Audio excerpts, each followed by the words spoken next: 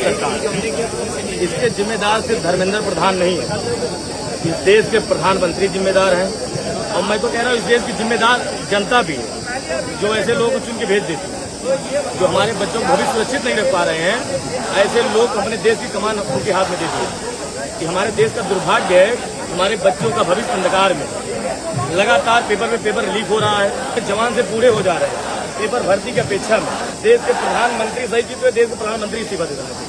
इस प्रकार से देश भर में प्रोटेस्ट चल रहा है, सरकार आपकी बात नहीं सुनती युवाओं की, अगला कदम क्या होगा? मैं तो कह रहा हूँ ना भैया, जिस ओर जवानी चलती है उस ओर जमाना चलता है। ये लगभग इसमें देख रहे हैं सब लगभग 18 साल के प्लस वाले बच्चे हैं, और ये चाह लेंगे तो देश की ऐसी कोई भी सरकार रहेगी जो बच्चों के भविष्य के साथ खिलवाड़ करेगी, उसको उखाड़ के फेंक देगी। और इस देश के सरकार को तय करना पड़ेगा इनका भविष्य सुरक्षित रखेंगे कि नहीं रखेंगे। नेपाल में सड़कों पे हुआ था, युवाओं ने किया था। भाई नेपाल तो छोटा देश है, मैं तो कह रहा हूँ नेपाल तो बहुत छोटा देश है। हमारे देश के, हमारे प्रदेश के युवाओं में उनसे कई गुना ज्यादा ऊर्जा है, लेकिन हमारे देश के युवा संवैधानिक तरीके से विरोध करना चाहते हैं।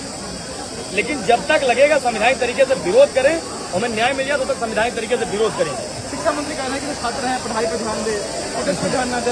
हाँ, पेपर लीक भाई, शिक्षा मंत्री पढ़ाई कह रहे, पढ़ाई ध्यान दे और खुद पेपर लीक करवाएं।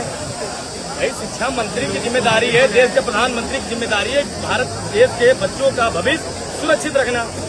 भारत क्या बच्चे हमारा घूमते हैं क्या? हमारा कोई पेपर देने जाता है क्या? पढ़ने वाले ही बच्चे पेपर देने जाएंगे ना। नीट का, जीडी की, एसएससी का जो भी पेपर लीक हो रहे हैं, लेखपाल का, तो बच्चे पढ़ने वाले ही जाते हैं ना।